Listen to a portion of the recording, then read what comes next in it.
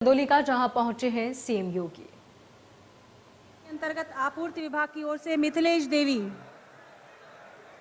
Gas connection, fortified चावल आपूर्ति विभाग की ओर से शशिकला को राशन बैग, मुख्यमंत्री कन्या सुमंगला योजना के अंतर्गत महिला कल्याण विभाग की ओर से आंचल कुमारी को स्वीकृति पत्र, मुख्यमंत्री बाल सेवा योजना महिला कल्याण के अंतर्गत साइना बानो को स्वीकृति पत्र, प्रधानमंत्री आयुष्मान भारत योजना के अंतर्गत स्वास्थ्य विभाग के अजीत कुमार को गोल्डन कार्ड वितरण,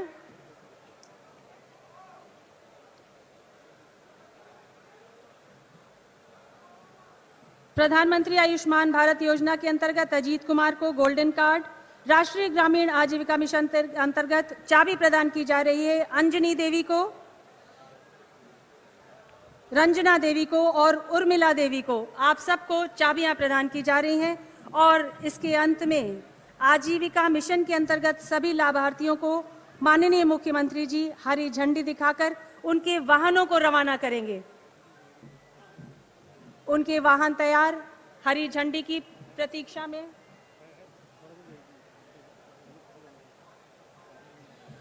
चाबी प्राप्त कर रही हैं अंजनी देवी, रंजना देवी और उर्मिला देवी। ग्राम विकास विभाग की ओर से राष्ट्रीय ग्रामीण आजीविका मिशन के अंतर्गत और आजीविका मिशन के अंतर्गत लाभार्थियों को हरी झंडी देकर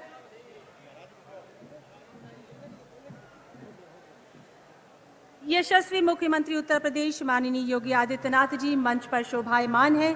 कृपया अपने आशीर्वचन से हम सबको सिंचित करें। भारत माता की, भारत माता की, भारत माता की। वंदे वंदे वंदे। अघरेश्वर बाबा कीनाराम जी की इस पावन भूमि को कोटि कोटि नमन करते हुए आज के इस कार्यक्रम के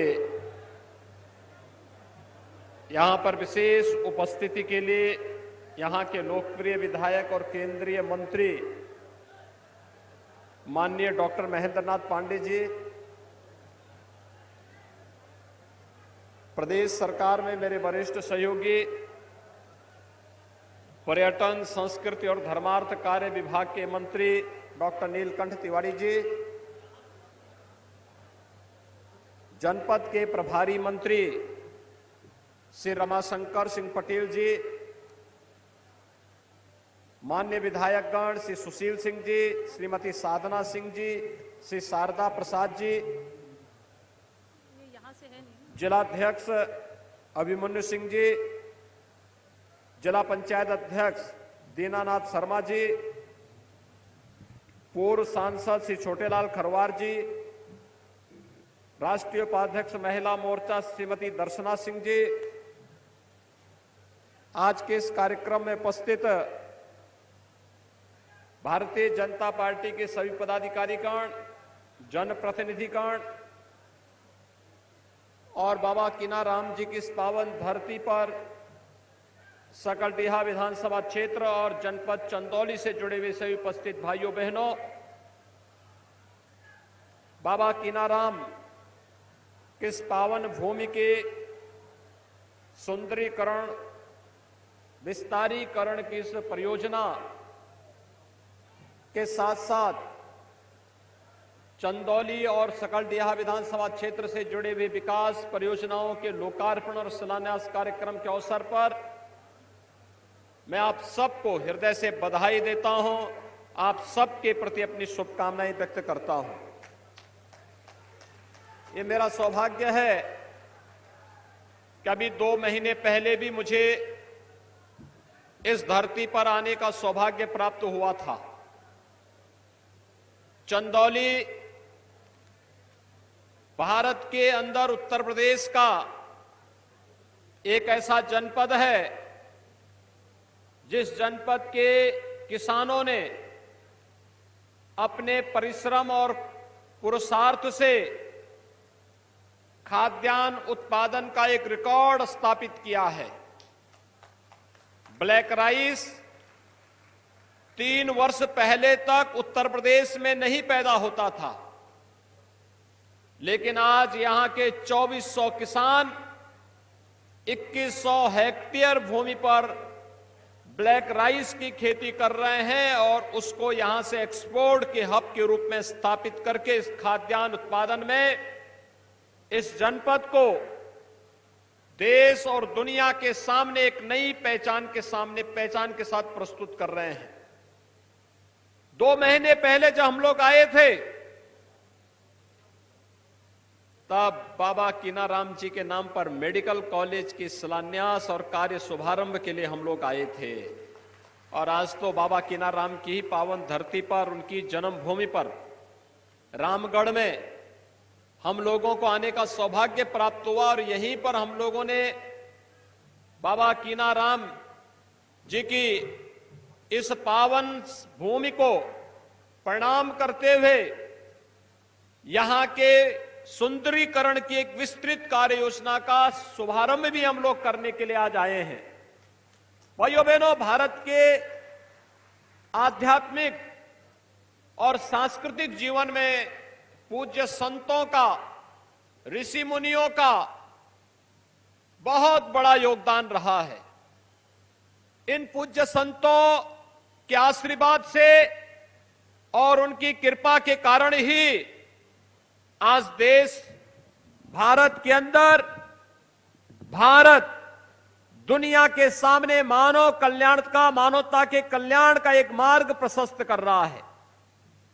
और तब भी मैंने यहां पर कहा था कि मेडिकल कॉलेज चंदौली और बिहार के लोगों के लिए उत्तम और विशेषज्ञ स्वास्थ्य सेवा का केंद्र तो बनेगा ही, बाबा कीनाराम जी के नाम पर स्थापित करके बाबा कीनाराम की यहां पर आशीर्वाद यहां के वासियों पर निरंतर बना रहे, इस संकल्प के साथ डॉक्टर महेंद्र नाथ पांडे जी ने, श्री सुशील सिंह जी ने, श्री शारदा प्रसाद जी ने और श्री श्रीमती साधना सिंह जी ने, इन सभी लोगों ने इस कार्यक्रम को आगे बढ़ाया था।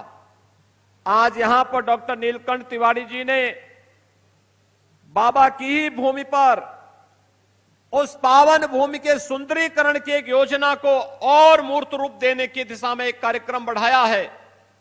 भाइयों बहनों, एक कार्य और पहले हो सकता था।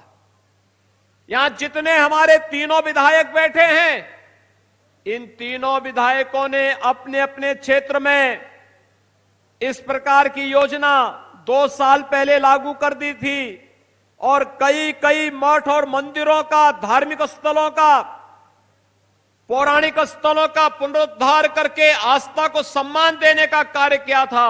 अगर सकलडीहा में भी पिछली बार 2017 में भारतीय जनता पार्टी का विधायक चुना गया होता तो यहां पर बाबा की इस पावन भूमि को इतनी देर नहीं लगती सुंदरीकरण की योजना को लागू करने में। यह कार्य भी बहुत पहले हो गया होता, लेकिन आप जानते हैं विपक्ष के पास कोई मुद्दा नहीं है। जब उन्हें सत्ता मिली थी तब जातिवाद का, परिवार और वंशवाद से ऊपर उठ करके काम नहीं कर पाए थे। भाई भतीजेवाद के नाम पर पूरी जाति को बदनाम कर रहे थे। लूट खसोट, अराजकता, गुंडागिर्दी, माफियागिरी, संसाधनों पर डकैती और विकास के पैसों पर डकैती डाल करके ये लोग पैसों को, जनता के विकास पे लगने वाले पैसे को बाहर भेजने का कार्य करते थे। आज वही पैसा जो 2012 से 17 के बीच में अनावश्यक रूप से सत्ताधारी दल के नेताओं की फिजूल खर्ची में खर्च होता था, आज वही पैसा पौराणिक और ऐतिहासिक महत्व के स्थलों के पुनरुद्धार और सुंदरीकरण के कार्यों के लिए खर्च हो रहा है। और बाबा कीनाराम जी की आशीर्वाद से वह कार्य आज रामगढ़ में भी प्रारंभ हो गया है।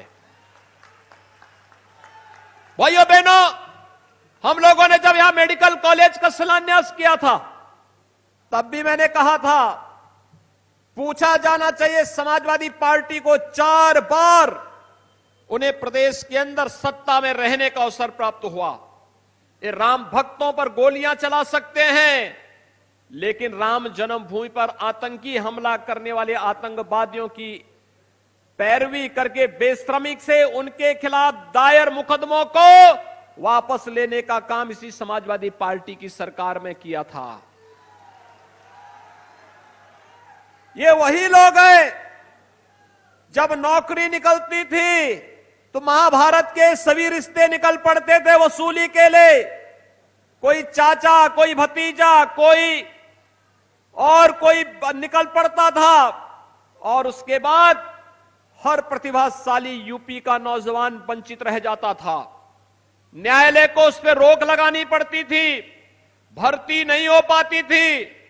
4.5 वर्ष के अंदर हमारी सरकार ने 4.5 लाख नौजवानों को सरकारी नौकरी प्रदेश के अंदर दी। कोई भी किसी नौकरी पर उंगली नहीं उठा सकता है। और भाइयों बहनों, यही नहीं, नौकरी तो दी, कानून व्यवस्था की बेहतर स्थिति को प्रदेश के अंदर बना करके जो माफिया पहले सत्ता का शागिर्द बन करके प्रदेश में अराजकता फैलाते थे, आज उन माफियाओं की जरूरत नहीं कि किसी गरीब की, किसी व्यापारी की, किसी किसान की संपत्ति पर कब्जा कर सके या किसी बहन बेटी की तरफ टेढ़ी नजरों से देख सके।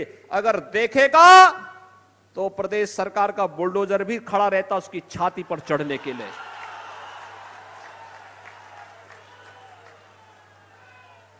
क्योंकि प्रदेश को तो इन्होंने पहले चरागाह बना दिया था। आज प्रदेश विकास की नई बुलंदियों को छू रहा है। एक नई ऊंचाइयों के साथ उत्तर प्रदेश आगे बढ़ रहा है।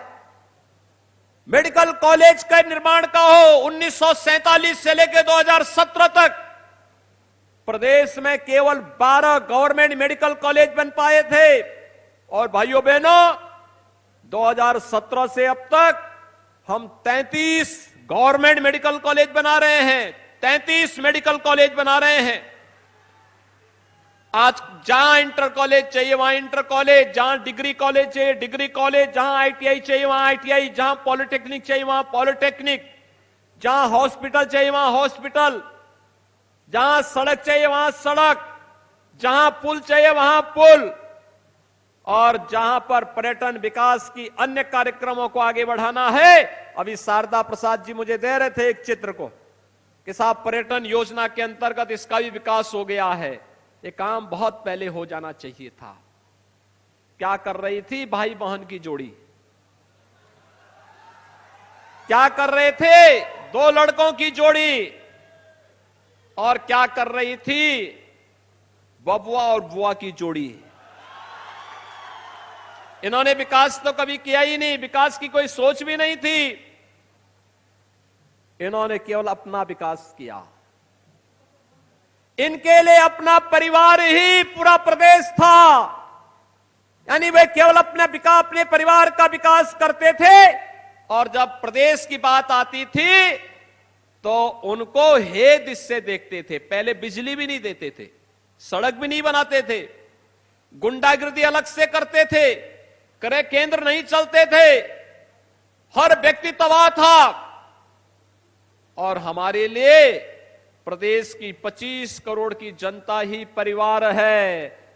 परिवार की इस परिभाषा को अगर अखिलेश यादव समझे होते तो संभवतः मुझ पे परिवार की चर्चा करने की या परिवार न होने की मेरे पर किसी प्रकार का कोई आक्षेप नहीं करते।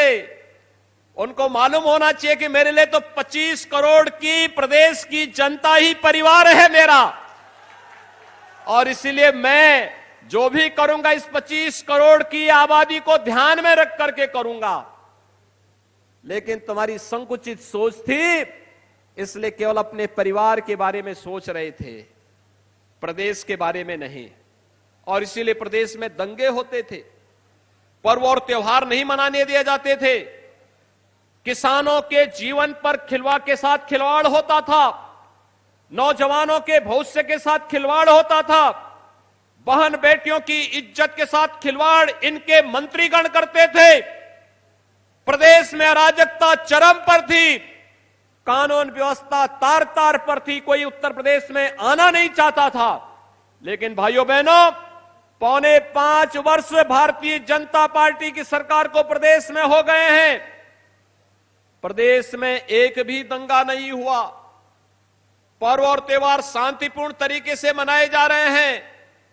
और अब तो पर्व और त्योहार के पहले भी जब दुनिया कोरोना से तपती है, उत्तर प्रदेश में दीपावली हो या विजयादशमी, कोरोना छठ के पहले पूरी तरह शांत हो जाता है और पर्व और त्योहार शांतिपूर्ण तरीके से भी मना दिए जाते हैं।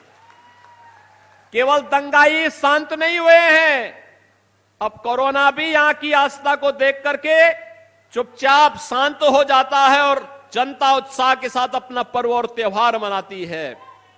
यही तो उपलब्धि है और इसीलिए मैं आपको एहसास कराने के लिए आया हूं। जो विकास कार्य जिनके लिए प्रयास डॉक्टर महेंद्र नाथ पांडे जी करते हैं, जिनके लिए प्रयास श्री शारदा प्रसाद जी करते हैं, जिन विकास की योजनाओं के लिए श्री सुशील सिंह जी और श्रीमती साधना सिंह जी प्रयास करती हैं अपनी अपनी विधानसभा सीटों के लिए, सकलडीहा में भी अगर भारतीय जनता पार्टी का विधायक होता भाइयों बहनों, तो यहां पर भी विकास उतनी तेजी के साथ बढ़ता हुआ दिखाई देता जैसे अन्य विधानसभा क्षेत्र में है। और इसीलिए आपका आह्वान करने के लिए आया हो सकता कोई भी कारण रहा हो, लेकिन अब चूकना नहीं है। उत्तर प्रदेश को देश की सबसे बड़ी अर्थव्यवस्था बननी है। उत्तर प्रदेश के विकास की योजनाओं का लाभ गांव, गरीब, किसान, नौजवान, महिलाएं, समाज के प्रत्येक तबके तक पहुंचना ही चाहिए। सपा के समय में गरीबों को राशन नहीं मिलता था, आज तो फ्री में राशन मिल रहा। आपके यहां राशन मिल रहा है लोगों को? और अब तो दिसंबर से लेकर के होली तक फिर से 2-2 बार राशन मिलना है। राशन के साथ दाल भी मिलेगी, खाद्य तेल भी मिलेगा, अंत्योदय कार्ड धारकों को चीनी भी मिलेगी और नमक भी सबको प्राप्त होगा। मोदी जी ने जीवन को भी बचाया है और जीविका को भी बचाने के लिए जो अभियान चलाया है, फ्री टेस्ट, फ्री में उपचार, फ्री में राशन और फ्री में वैक्सीन, सबको वैक्सीन। कितने लोगों ने वैक्सीन लगाया है? बहुत अच्छा। और मेरा आप सबसे अनुरोध होगा, जो लोग बच गए वैक्सीन अभी तक नहीं लिए हैं, जो लोग अब तक वैक्सीन नहीं ले पाए हैं, उन लोगों को भी वैक्सीन लेने के लिए, दोनों वैक्सीन लेने के लिए हमें तैयार करना होगा। ये वैक्सीन प्रभावी है, कोरोना से बचाएगी। एक नया वेरिएंट आया है, उससे बचाव करने के लिए उत्तम उपाय है बचाव। और बचाव के लिए जीवन रक्षक के रूप में मोदी जी ने वैक्सीन फ्री में दी है, सबको दी है। ये सपा बसपा और कांग्रेस की तरह नहीं हो रहा कि चेहरा देख करके देंगे। हमने कहा नहीं, जो प्रदेश का है, देश का है, सबको वैक्सीन, फ्री में वैक्सीन। और इसीलिए प्रदेश की तरफ से हमने कहा कि धन्यवाद मोदी जी, आपने हमारी जनता को बचा दिया है, इसलिए हम आपका आभार व्यक्त करते हैं। भाइयों बहनों, ये वैक्सीन सबको फ्री में है, तो फ्री में वैक्सीन का लाभ सबको लेना चाहिए। हर व्यक्ति इसका लाभ ले और इसका लाभ लेकर के कोरोना जैसी महामारी से बचाव के लिए उत्तम उपाय हम सबको करने होंगे। आज के इस अवसर पर मैं एक बार फिर से विकास की ढेर सारी योजनाओं को, आपने देखा होगा कल्याणकारी योजनाओं का लाभ, ये केवल अन्न ही नहीं दिया जा रहा है, गरीबों के लिए आवास दिए जा रहे हैं। हर गरीब के घर में शौचालय बनाए गए, हर गरीब को बिजली के फ्री कनेक्शन दिए गए, रसोई गैस के फ्री में कनेक्शन दिए गए। आयुष्मान भारत का 5 लाख रुपए का हर वर्ष उन्हें गोल्डन कार्ड उपलब्ध कराया जा रहा है।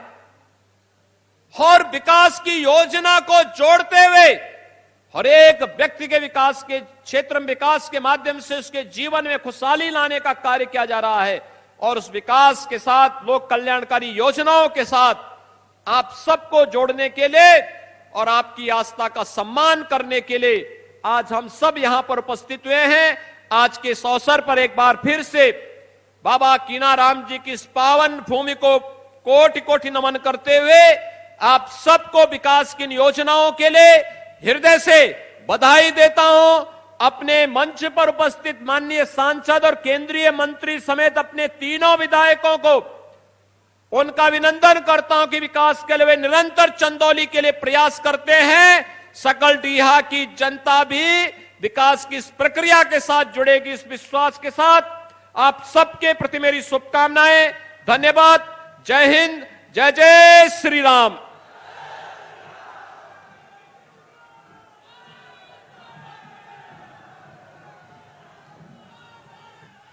माननीय मुख्यमंत्री श्रीमान योगी आदित्यनाथ जी का हृदय से आभार प्रकट करती हूं। बाबा कीनाराम का आशीष आप पर सदैव बना रहे, आप यशस्वी रहें, ऐसी कामना हम सबकी है। हम सब की ओर से आपको हृदय से भूरी भूरी धन्यवाद।